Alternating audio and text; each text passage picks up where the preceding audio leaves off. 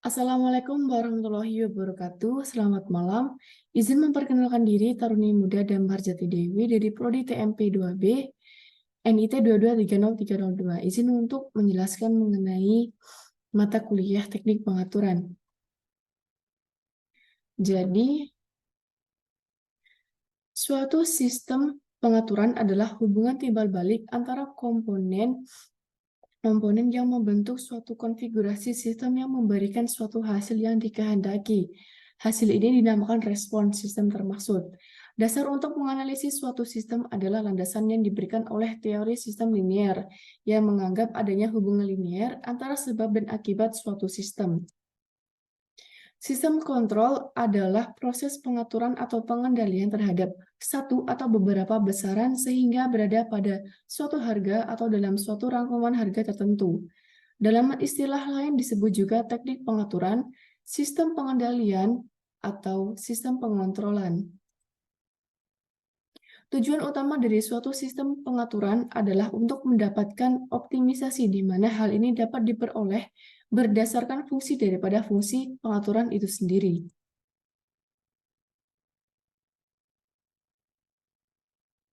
Secara umum, sistem kontrol dapat dikelompokkan sebagai berikut. Yang pertama adalah dengan operator atau manual dan otomatik. Yang kedua, jaringan tertutup atau closed loop dan jaringan terbuka atau open loop. Yang ketiga, continue dan discontinue. Yang keempat, servo dan regulator. Yang kelima, menurut sumber penggerak, ada elektris, pneumatis, hidrolis, dan mekanis. Aksi pengontrolan ada 6 aksi, yaitu ada 2 posisi atau on-off, yang kedua proporsional, yang ketiga integral, proporsional plus integral, proporsional plus derivatif, dan yang terakhir adalah proporsional plus integral plus derivatif. Sistem kontrol otomatik. Sistem kontrol otomatis adalah sistem kontrol umpan balik dengan acuan masukan atau keluaran yang dikehendaki dapat konstan atau berubah secara perlahan dengan berjalannya waktu, dan tugas utamanya adalah menjaga keluaran sebenarnya berada pada nilai yang dikehendaki dengan adanya gangguan. Masalah utama yang sering timbul dalam suatu sistem kontrol adalah stabilitas, dan ini akan terjadi pada setiap sistem kontrol yang dirancang. Hal ini terjadi karena pemakaian dari suatu umpan balik atau feedback pada setiap sistem kontrol tersebut. Dengan demikian, tujuan utama dalam sebuah perancangan sistem kontrol otomatik adalah mendapatkan kestabilan melalui pemilihan yang tepat terhadap komponen, elemen, dan bentuk yang lebih sesuai dengan kebutuhan.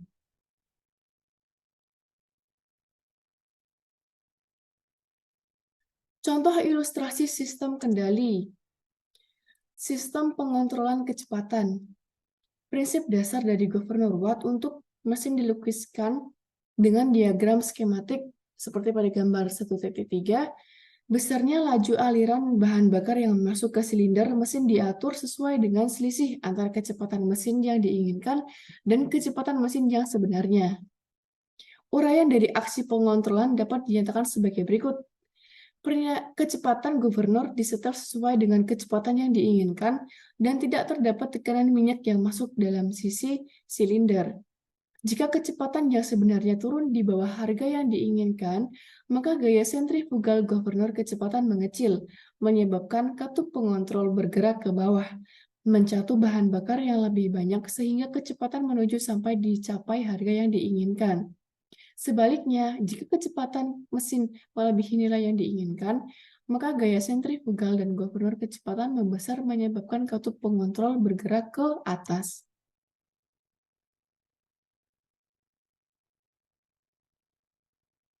Hal ini akan memperkecil satu bahan bakar sehingga kecepatan mesin mengecil sampai dicapai nilai yang diinginkan.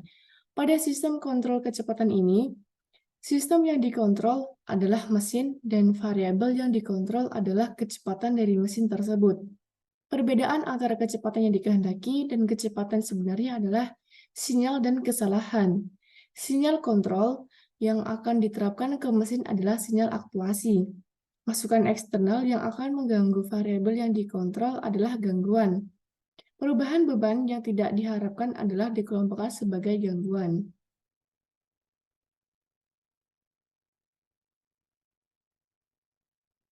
Contoh lain yaitu suatu perangkat yang dapat diidentifikasi sebagai suatu sistem kendali adalah perangkat penyejuk ruangan atau AC.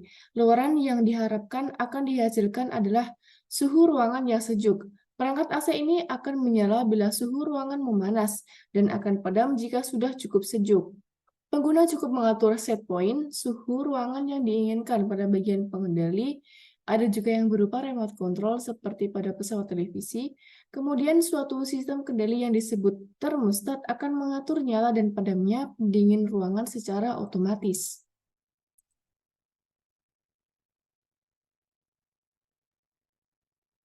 Cara kerjanya MCB yang menghubungkan aliran listrik dari PLN ke instalasi listrik di dalam sebuah rumah.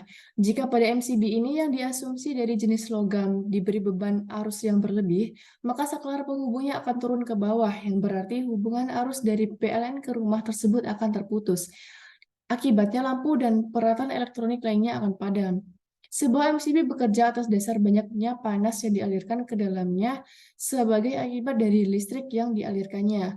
Jika arus ini terlalu besar, melebihi kapasitas ampernya, maka saklar akan terbuka dan arus listrik akan terputus. Dari peristiwa ini dapat dilihat bahwa sesungguhnya yang terjadi adalah melakukan pengukuran terhadap aliran, membandingkan hasil pengukuran dengan kapasitas maksimum, melakukan koreksi yakni dengan cara pemutusan arus listrik atau disebut kontrol otomatik. Dengan demikian, bagi seorang ahli teknik kendali atau control engineer, banyak hal dalam hidup ini yang dapat dilihat sebagai suatu sistem kendali. Dalam analisis dan desain sistem-sistem kendali, amat penting terlebih dahulu mengidentifikasi mana bagian yang menjadi subsistem kendalian dan mana yang menjadi subsistem pengendali dalam sistem kendali yang sedang dianalisis atau didesain tersebut. Biasanya, lebih mudah mengidentifikasi terlebih dahulu subsistem kendaliannya, yaitu subsistem yang menghasilkan keluaran. Setelah itu, dengan mudah dapat diketahui atau syarat kendali kontrolnya, yaitu yang menjadi masukan atau input dari subsistem kendalian.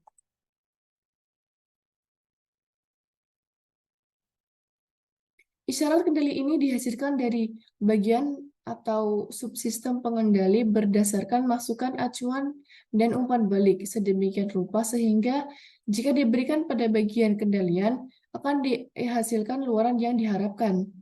Dalam sistem kendali pada umumnya, bagian kendalian sudah tersedia apa adanya, tidak bisa diapa-apakan lagi, sehingga pada dasarnya suatu pengendali dirancang untuk menghasilkan isyarat kendali yang sesuai supaya kendalian menghasilkan keluaran yang diharapkan.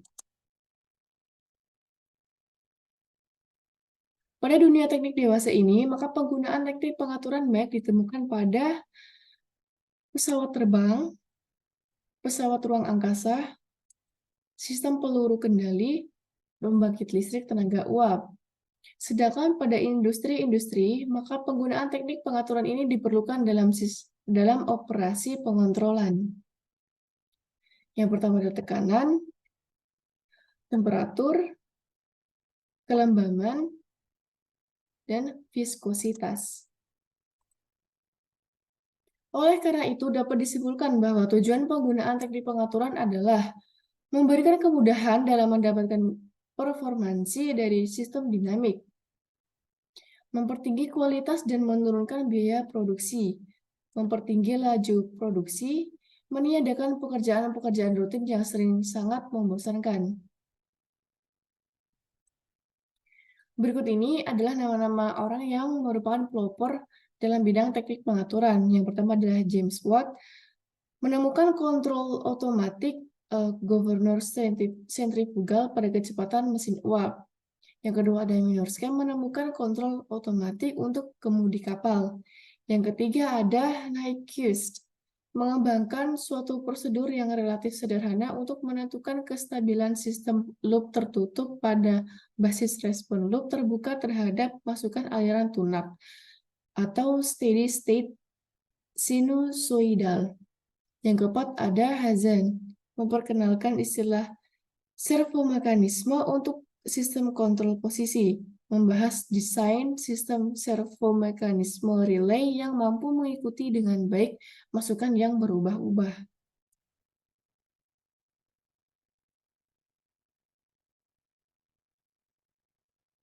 Sekian dari saya, mohon maaf apabila ada kesalahan. Terima kasih. Wassalamualaikum warahmatullahi wabarakatuh.